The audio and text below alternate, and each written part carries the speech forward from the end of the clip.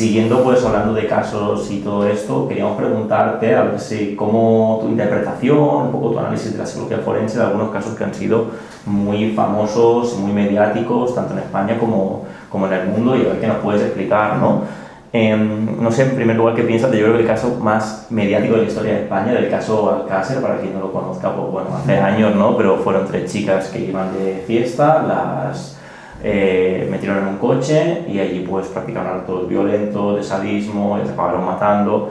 Y el tema de que el caso fue tan mediático es porque se empezó a hablar de que había más personas implicadas, una de las personas se fugó. Bueno, si alguien quiere más información lo tiene todo colgado en la Wikipedia, ¿no? Pero no sé, ¿tú cómo ves este caso, no? Porque la presión mediática sobre él fue tremenda. Estuvo hablando años y años en televisión, en momentos de máxima audiencia, y se utilizó pues para eso, para tener audiencia retenida. Yo, en primer lugar, no puedo opinar de los casos. O sea, no puedo tener opiniones profesionales sobre casos que yo no he llevado, porque creo que es un atrevimiento que a veces se nos olvida a los profesionales de este ámbito, ¿no?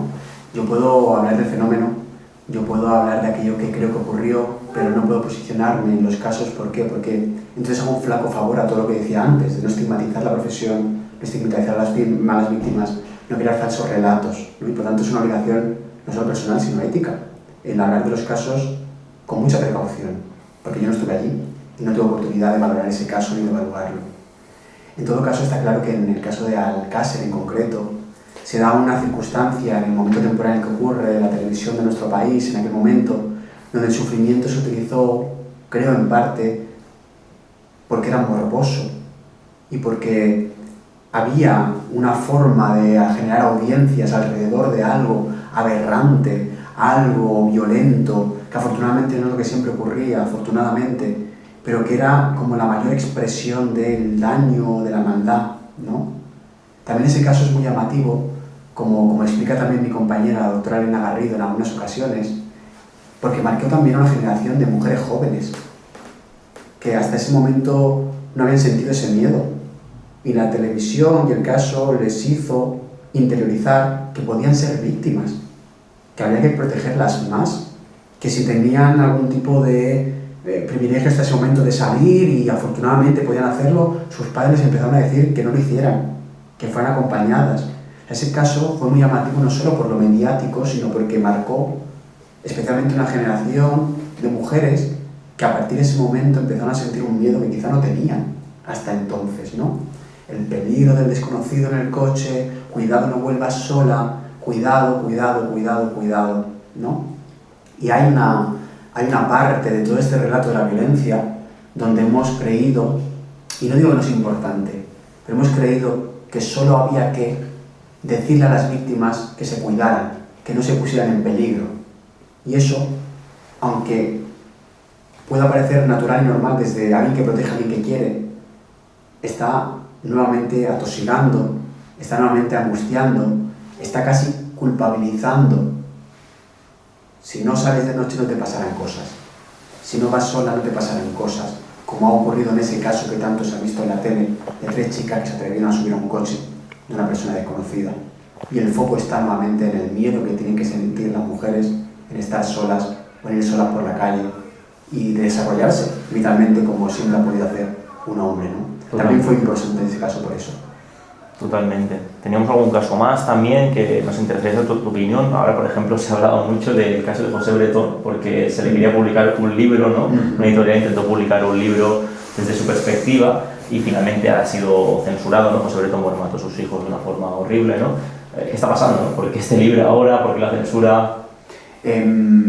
Yo debo posicionarme aquí y decir que yo estoy de acuerdo en que no se haya publicado. Estoy de acuerdo. Y yo con eso no quiero limitar el derecho de creación, libertad de expresión, ¿no? O de un escritor en este caso, ¿no? De documentarse y de publicar y de ficcionar llegado el momento.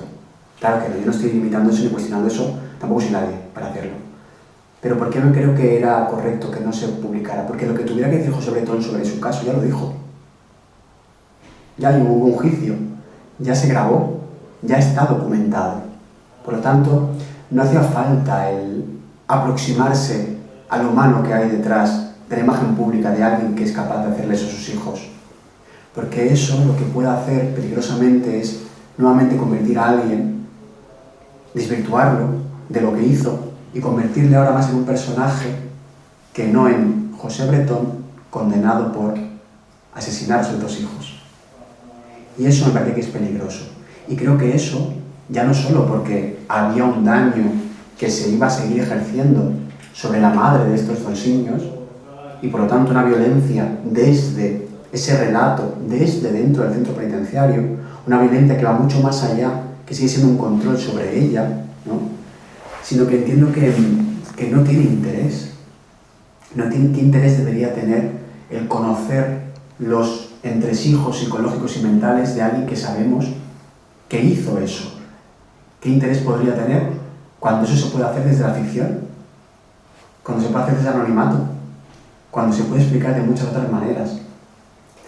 Por lo tanto, creo que, bajo mi punto de vista, que no era correcto que se publicara, porque las consecuencias de eso, a nivel psicosocial, son muchas. Desde seguir profundizando, insisto, en el daño de la madre, hasta, en segundo lugar, mitificar, darle altavoz y protagonismo a alguien que, si no llega a ser porque le pillaron, no estaría en prisión. Yo necesito, porque claro, estamos hablando de figuras de referencia dentro de actos de la maldad humana, y necesito preguntarte, ¿has sentido pena por un agresor alguna vez? ¿Has empatizado? Sí, y no quiero caer yo ahora en la contradicción con lo que decía hasta ahora, pero incluso la persona que haya cometido el acto más aberrante, yo puedo sentir pena, lástima, que eso no influye en mi trabajo, evidentemente, cuidado, o sea, eso no desvía mi trabajo, ni cómo observo, ni a qué conclusiones llego, ni cómo de objetivo imparcial soy en mi trabajo. Pero no es tanto una pena, una empatía, una lástima. Lástima tiene connotaciones que no me gustan mucho, pero no es por la persona en sí, sino cómo funciona nuestra sociedad que esto ocurre. O sea, es igual de traumático el hecho de reconocer el dolor de una víctima, evidentemente, y a la vez también el cómo hemos llegado a este escenario para que esto ocurra.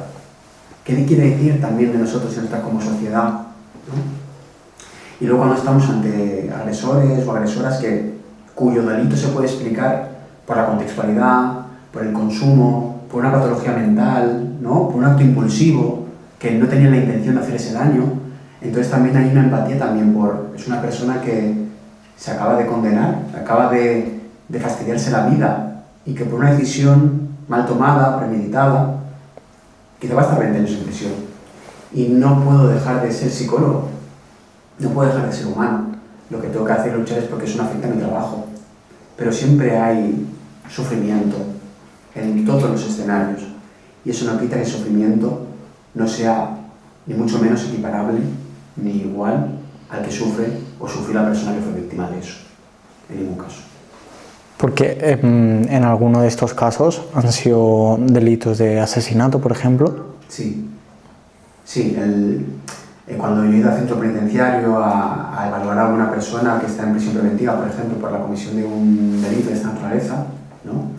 Que por la carga de la prueba, o sea, no hay duda de que lo ha hecho, o sea, no hay duda ninguna, por las pruebas que hay, por los registros que hay, las evidencias, no hay duda, pero lo que se plantea es hasta qué punto su conducta estuvo condicionada por un trastorno, por un consumo, por algo que quizá tampoco decidió, cuando se demuestra como genuino, que no es justo ahora en este momento tengo un trastorno, Hay una parte como de entender el sufrimiento de esa persona, claro que lo hay, y eso forma parte de la experiencia humana. Yo sería muy mal docente, creo, en materia de psicología forense, si le transmitiera a mis alumnas y alumnos que lo que tienen que hacer es convertirse en máquinas, ser robots, alejarse emocionalmente de las cosas, porque entonces no vas a entender nada. Lo que tienes que impedir es que eso te afecte en tus apreciaciones y en tu trabajo. Pero son dos equilibrios que hay que poder realizar. Bueno, he escuchado justamente en el caso también mediático de Daniel Sancho que la estrategia un poco por aquí en demostrar ahora que él no estaba en sus cabales a nivel psicológico en ese momento, pero luego juega otro factor aquí, ¿no? La premeditación que decían que pudo tener porque me parece que descuartizó un cuerpo, ¿no? Supongo que esto forma parte de vuestro trabajo también, ¿no? Enfrentaros a casos así, y que hasta os pongan en tensión una presión mediática tan grande como en este caso de esta persona que además de España hay mucha gente que la defiende porque es conocida, ¿no? Es imposible que se hiciera esto. Por eso cuando hace un rato hablábamos sobre mi trabajo, nuestro trabajo, ¿no? Y cómo discernimos ciertas cosas, yo os decía, no es lo mismo el interés jurídico o legal o de representación legal que puede tener un abogado o una abogada con su cliente, ¿no? Con este caso, por ejemplo, con este chico, al interés psicológico real o psiquiátrico que pueda haber detrás de eso. Desde el punto de vista de la evaluación del estado mental de una persona que se somete a un juicio por supuestamente haber cometido un delito, lo que nos interesa, que es lo que le interesa al tribunal, a quien juzga, es si en el momento de cometer el delito la persona sabía lo que hacía y si tenía voluntad para hacerlo. Es lo que lo denominamos capacidad cognitiva y capacidad volitiva.